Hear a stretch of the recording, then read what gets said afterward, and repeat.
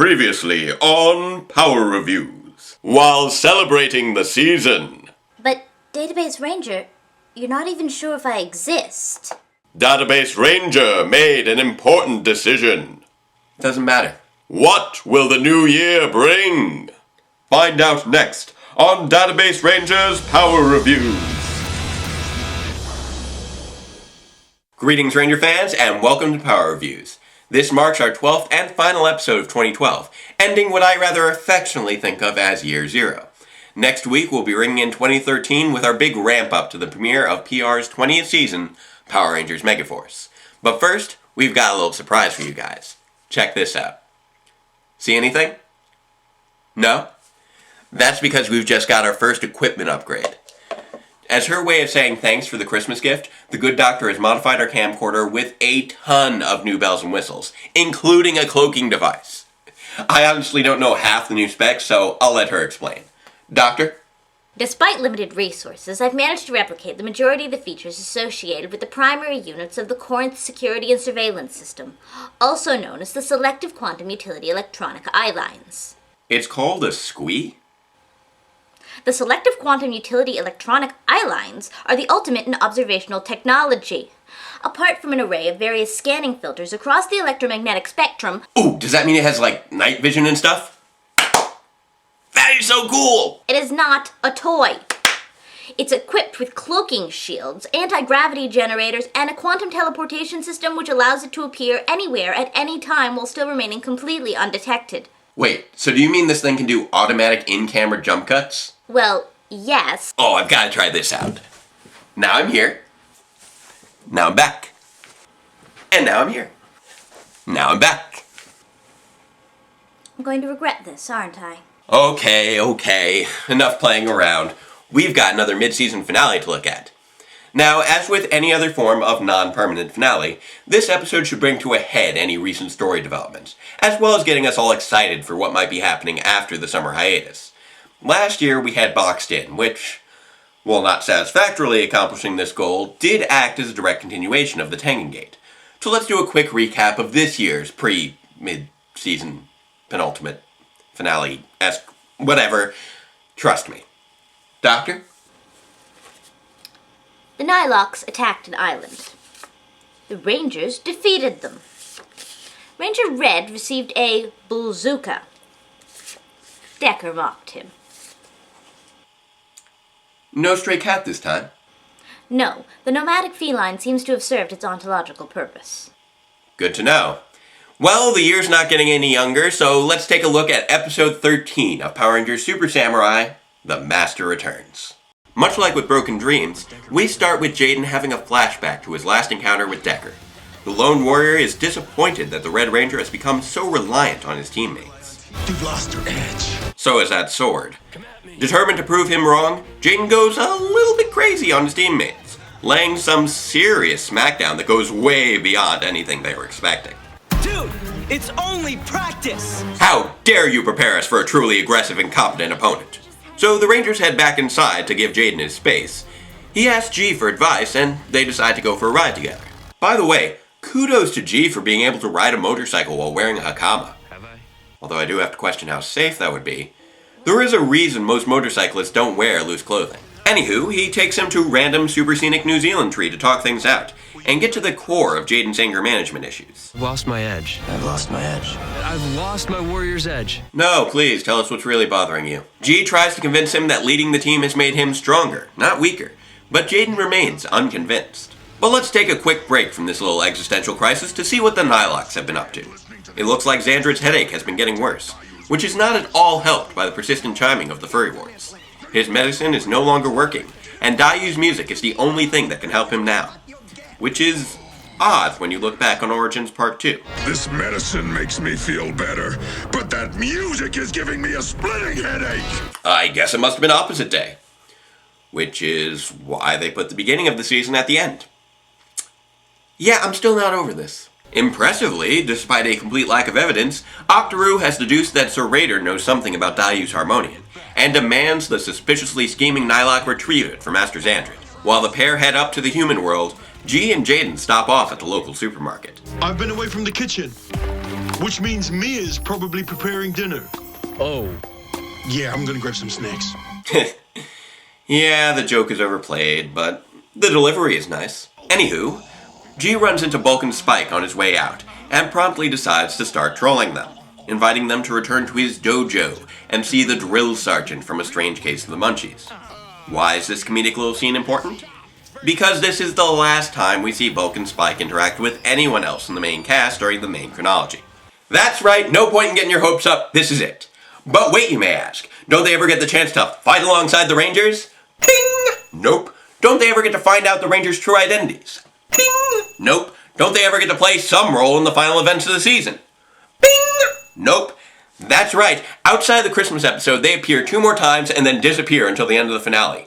The pinnacle of their interaction with the rest of the cast was during Runaway Spike and A Strange Case of the Munchies, meaning their big contributions to the overall plot have been to fish with Antonio once and return Mia's lost wallet. That's it. Bulk has been a cop, a detective, a monkey, an alien hunter, an intergalactic traveler, and has on various occasions helped save the Rangers, the planet, and become a legend on an alien world. And now the Red Ranger doesn't even know his name. What was that? Just a degradation and marginalization of the most enduring character of the franchise. Anywho, back to the plot. By the coastline, Serrator works to retrieve the harmonium from a crevice, while Octoroo reflects back on how Master Xandred first met Dayu. Back then, his rage was completely uncontrollable, up until the moment he heard Dayu's sorrowful music and it calmed his spirit. Just goes to show what the power of music can do. Oh, I wonder if this thing has a music video mode. Cool! Okay, back to normal now. Normal. Normal mode activate? No, not Warhol mode, Doctor? This is why we can't have nice things. Anywho, so Xandred went to the human world to make Dayu an offer she couldn't refuse. I shall make you my minion. Well, when you put it that way. I accept. And thus her sorrowful strumming was given a purpose. As Octoroo returns from Memory Lane, Serrator attempts to strike him down, but ruins it with some premature gloating. You serve a weakling, but I will never give up this harmonium. It is key to my plans. My deception of Master Xandred is clearly over. I haven't seen this much vague exposition outside of a bad film noir. Am I wearing a fedora? That doesn't make a lick of sense. The fight for the harmonium has not gone unnoticed. Dayu has been expressing her impatience to Decker, and although he is willing to wait a bit longer for Serrator to deliver, she is not. She senses the presence of her broken instrument and darts off after it. The Nylok activity has not gotten past the Rangers either. Jaden and G return from their shopping trip just in time to join them, having apparently eaten all the snacks along the way.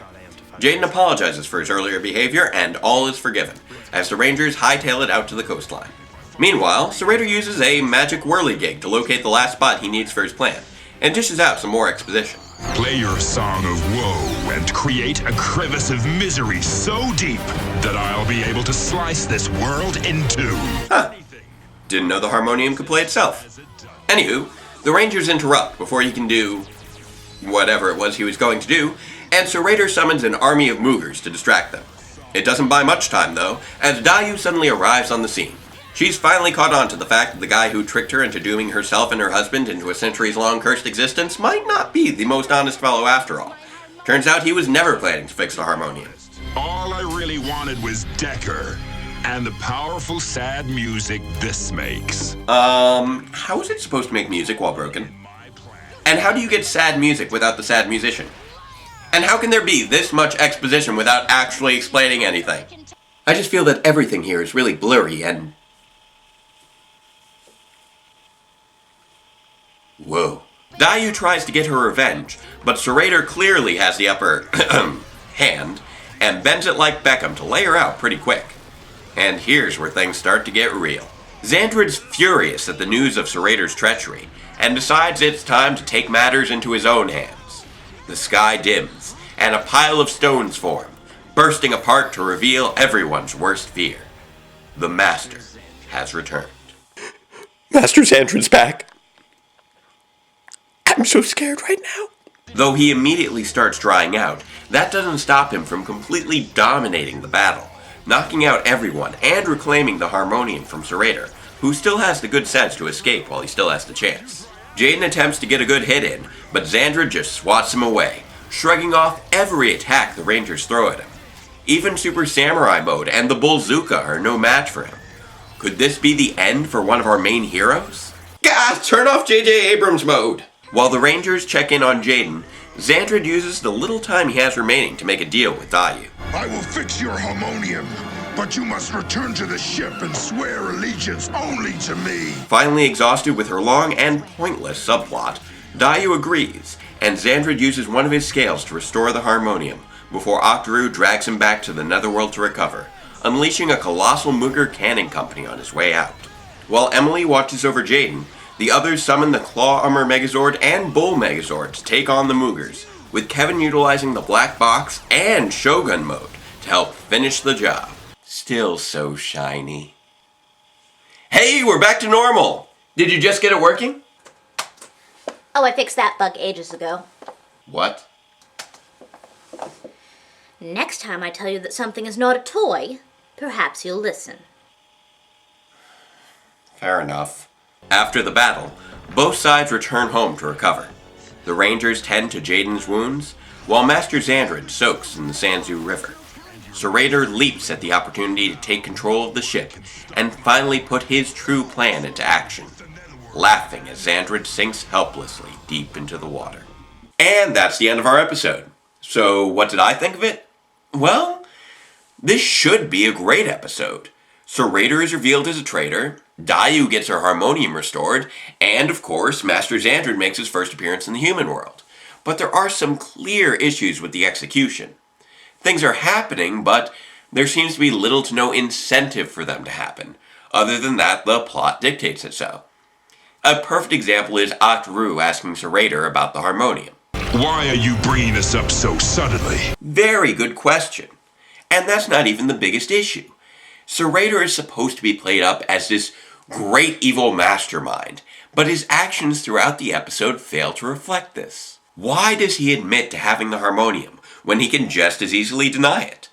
Why lead Octoroo to its hiding place when he can just as easily lead him into a trap? Why gloat over his masterful deception when he can just as easily continue deceiving everyone? These are not the actions of a mastermind. These are the actions of someone who is stalling for time, panicking, and still desperately trying to pretend that he still knows exactly what he's doing. But his demeanor does still cover this very well, which is one of the reasons I still kind of like him as a villain, and I'm still interested in finding out what his true plan is. On the other side of things, we have Jaden's subplot, which doesn't really seem to go anywhere nor get any resolution.